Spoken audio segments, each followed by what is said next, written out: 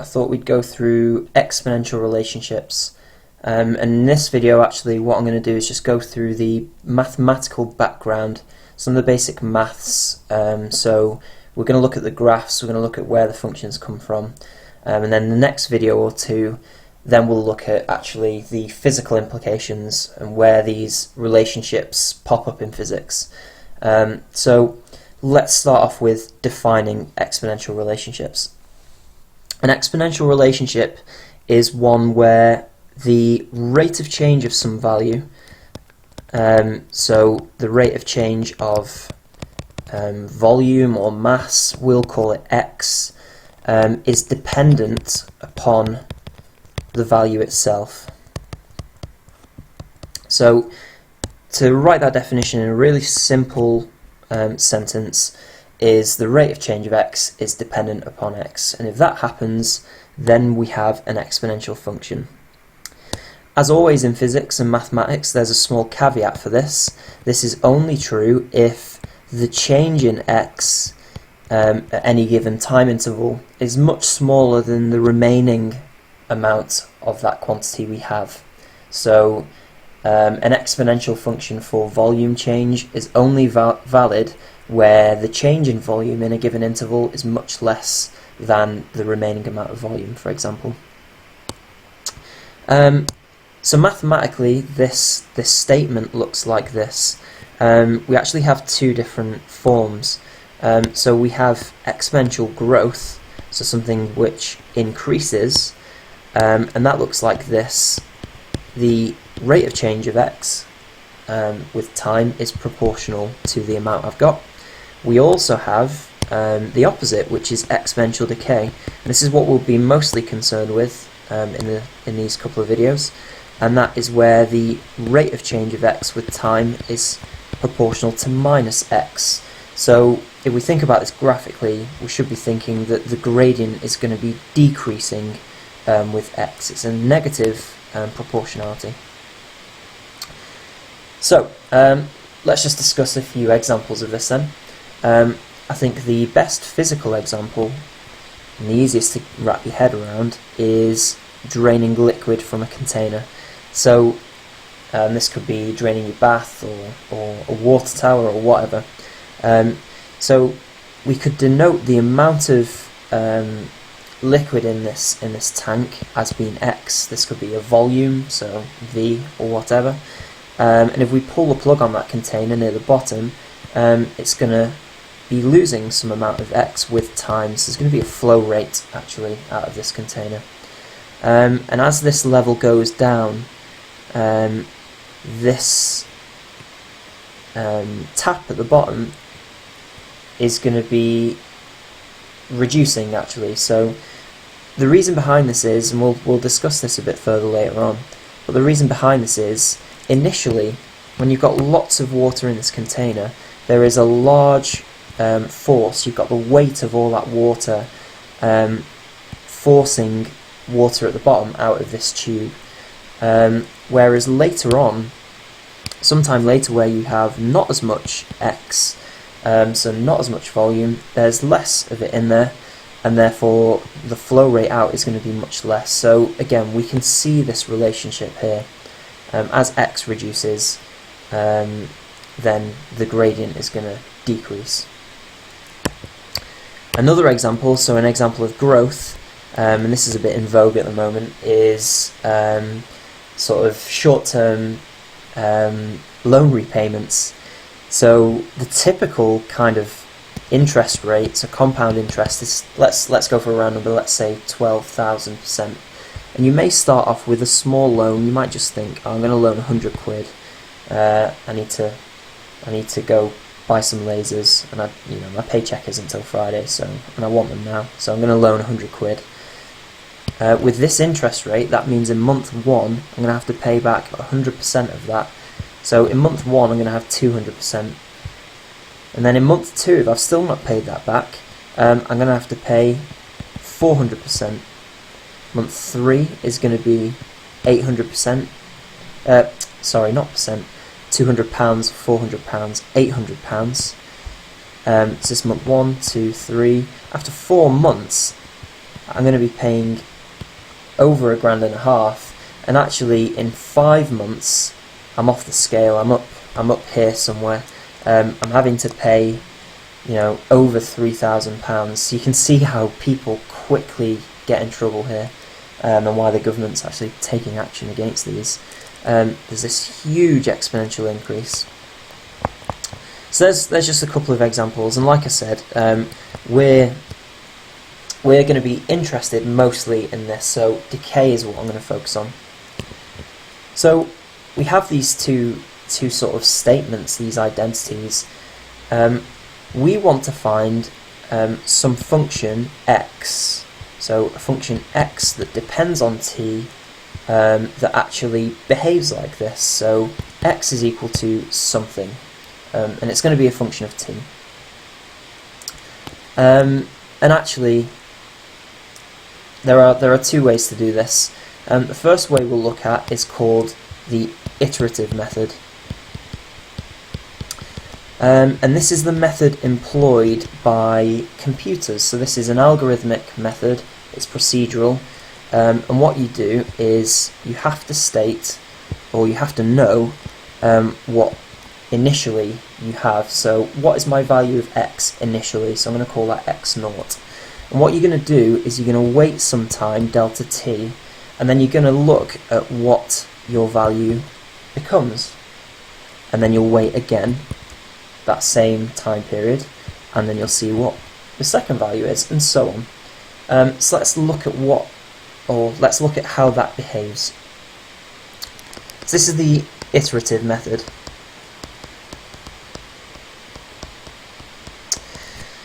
So we have this function, delta x by delta t is equal to, well, we said it was proportional to minus x, but what I'm going to do is I'm going to make that an equation by putting in some constant of proportionality, k.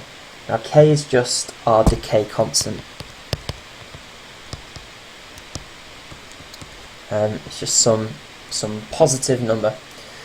And what I can do is, if I know my initial value, x0, I can rearrange this and say that delta x, so my change in x, is equal to minus kx delta t.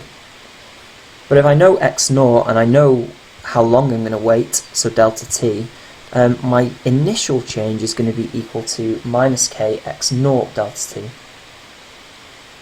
So now if I want to find out my next value, x1, that's just going to be equal to minus, it's going to be equal to x0 plus the change in x. So I know my value now. What is it going to be next? It's going to be my value plus the change in that time.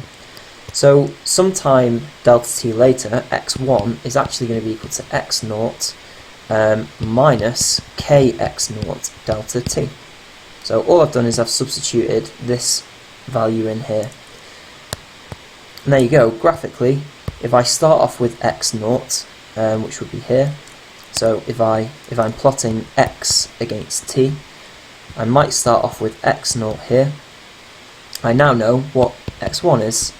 It's going to be less than x0 because I'm subtracting, and it's sometime delta t later, so each of these intervals here will be delta t, and it might be there.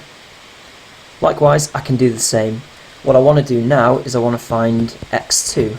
Now x2 is my value now, x1, plus the change between them. And I know that the change between x1 and x2 is going to be equal to minus kx1 delta t. And that will give me x2, and x2 would be less again, so it might be there. Again, sometime delta t after. And I could keep repeating that. But generally, what this looks like, if I have some nth value, xn, my next value, xn plus 1, is equal to xn minus kxn delta t. So I can use this to continually find my next value. And what a computer does is it would just keep plotting all these values, and it would look something like that. And from that we would then get an exponential decay curve. So that's the iterative method. Another method is, and this is for you mathematicians, we could use calculus. And I'm only going to briefly glide over this because I'm not too bothered about this. But suffice to say, it's probably a nicer method. And all I'm going to do is, instead of saying delta x by delta t, these are chunks, if you like, as we saw up here. Delta t is quite a big chunk, and delta x in fact is quite a big chunk. So I'm going to convert this into something infinitesimal. I'm going to say that I've got an extremely tiny chunk of x and t, and that's equal to minus kx. So this is a differential. So we want to find some function of x which satisfies this this behaviour, and actually that function of x looks like x, which is a function of t, is equal to a e to the minus kt. And mathematicians, I'll let you prove that to yourself. If you differentiate this function, you should get back to minus kx. So the differential of this, or in fact, let's write this out full, and I'll let you do this, mathematicians. The differential of a e to the minus kt should be equal to minus kx. So that's what you should find. Now I'll let you have a look at that. I'm not too bothered in this video. But we can actually tidy this up a little bit by using some initial conditions. So we know that initially at t equals 0, we know that we're going to have x is equal to some initial value x naught. So by subbing that into our equation, we can say that we have x naught when t is equal to 0. So k times nothing, our power up here becomes nothing, and as you know, the power, any number to the power of 0 gives us 1. So that shows us that the initial value that the initial value is equal to a. So actually our final form of this equation really should be this. Our exponential decay function looks like x is equal to x naught e to the minus kt. So that is our final form, and that's what it looks like. So let's have a look at this graphically then. So graphically, we have something like this. So I'll do this in red. We start off from some initial value, and it decays exponentially with time.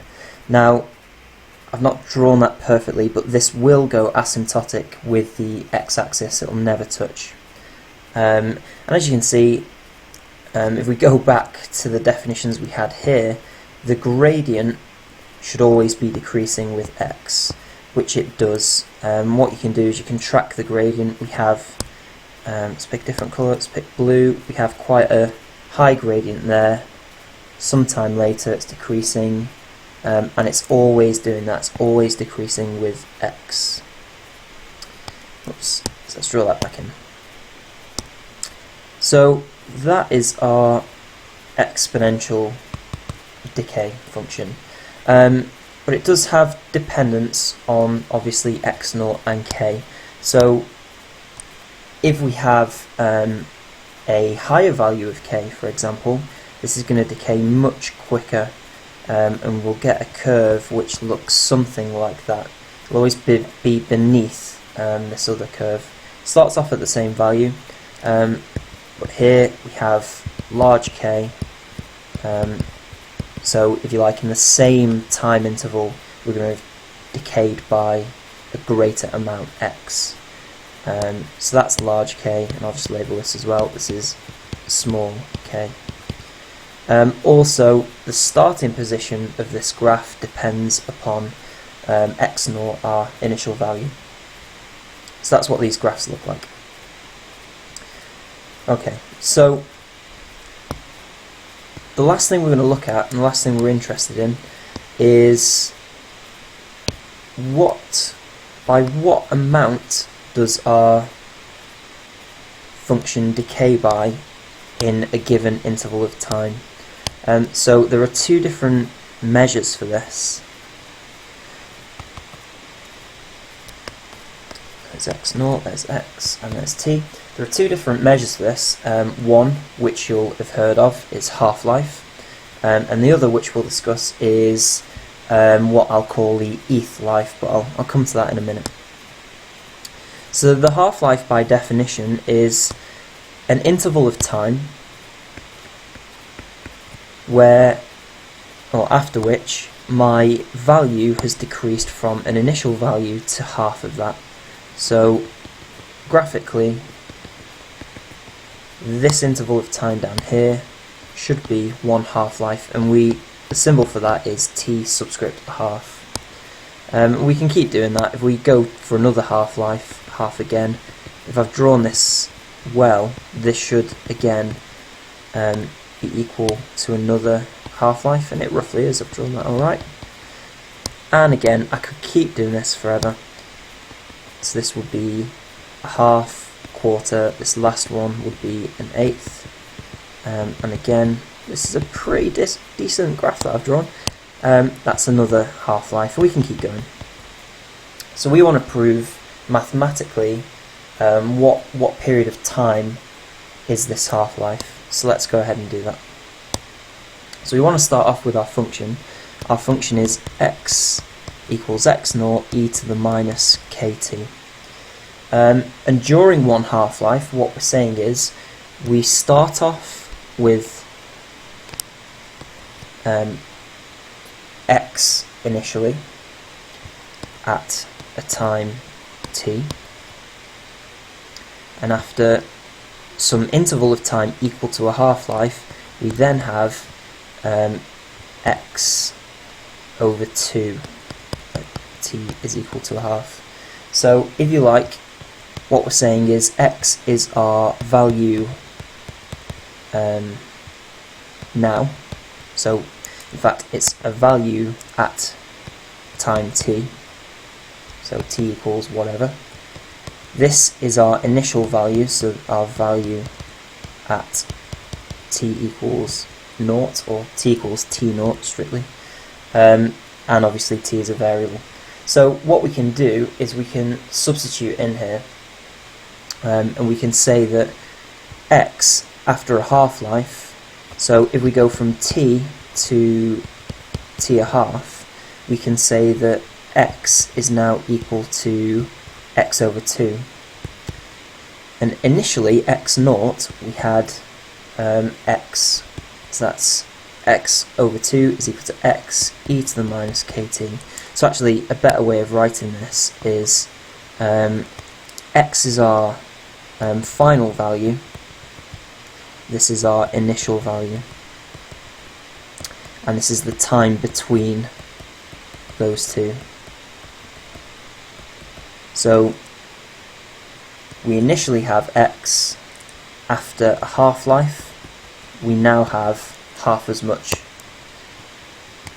of what we started with, and we can solve this. So the first thing to do is cancel our x's, so we know that we have a half, which I'm going to write a little differently. I'm going to write that as 2 to the minus 1, we'll see why that is in a minute, is equal to e to the minus kt half. So now what I can do is I can abuse my logarithm laws. If I take the natural logarithm of both sides, I'm now going to have the natural log of 2 to the minus 1 is equal to, well, if I take the log of an exponential, they are inverse functions, so I'm just going to be left with kt a half. And now I can, again, use another log law. If I have the log of something to a power, I can just pull that power out, so I have minus 1 times ln 2 is equal to minus k t a half. And finally, that cancels with our negative here, so we can say that a half-life is equal to ln 2 over k. So we now have a relationship between our decay constant and a half-life. The bigger our decay constant, the shorter our half-life, which makes sense. So there you go, that's a half-life. That's how you calculate mathematically what a half-life is. Okay, so similarly, we also have another measure. In fact, I'll just draw this again down here. We have another measure, and it's the final thing we'll look at. And this is what's what I'll call an eth life. So here's our exponential function again, starting from x0. Ooh, don't think that's as good. So starting off at x0, our eth life is the interval of time in which my quantity falls to 1 eth. So a fraction of Euler's number.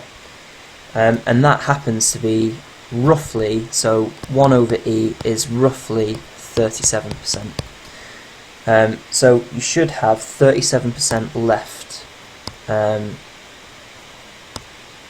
from what you started with, so this should be about 0.37. It's a bit thin. So this should be 0.37 of x0. And again, you can compound this. This works exactly the same way. The next one would be there, and that would be 0.37 squared. This is 0.37 squared of x0, and so on. And in each of these cases, this time would be an eth life, and an eth life we denote as tau. So the Greek symbol tau. Okay, so we'll do the same again here. We're starting off with the function x is equal to x0 e to the minus kt, and we're saying that initially we have x at a time t, but finally, so after half-life, we have x over e at t plus tau. So after a eth life, we're going to have this. So if we sub that in again, we get x over e. So we end with x over e. We started with x, e to the minus k tau, because tau is the time difference between these two. And again, we can solve this. Same thing as before, we cancel the x's, and I'm going to write, instead of 1 over e, I'm going to write that as a power. So I've got e to the minus 1 is equal to e to the minus k tau. I can take the logarithm of both sides, and that will give me ln of e to the minus 1. Again, they're inverse functions, so that will just leave me with minus 1 is equal to minus k tau. And finally, rearranging, they cancel, and that gives me that tau is equal to 1 over k. So that's our final equation. So we had that as well as our half-life. So t a half was equal to ln 2 over k. So there are two measures of decay. And depending on what we're looking at, one might be more convenient than another. Usually when we're looking at radioactive decays, which we'll look at in another video, we might use half-life, but we could also use this, which is called a lifetime. So tau is called lifetime of a decaying particle. And I guess the final thing to just make a note of is the relationship between the two. They look similar, but we have that half-life, t a half, is just equal to ln 2 multiplied by tau. So there is this a very simple relationship between the two, depending on what you want to look at your decay in terms of, whether you want these 37% or if you want them as half-lives. Okay, so I think I'll wrap up this video there. It's quite a long one, so apologies for that. In the next video we'll look at where we can use these equations in actual physical applications, so we'll look at capacitors and then we'll look at radioactive decays as well. But that was the mathematical background for this video. If you want to go do some homework, I did use a lot of logarithm rules, so maybe something to go research is log rules. I may do a video on that separately in the future, but it's quite simple. Okay, so thank you very much. I'll see you in the next video to look at the physical interpretations of exponential functions. So cheers guys, I'll see you there.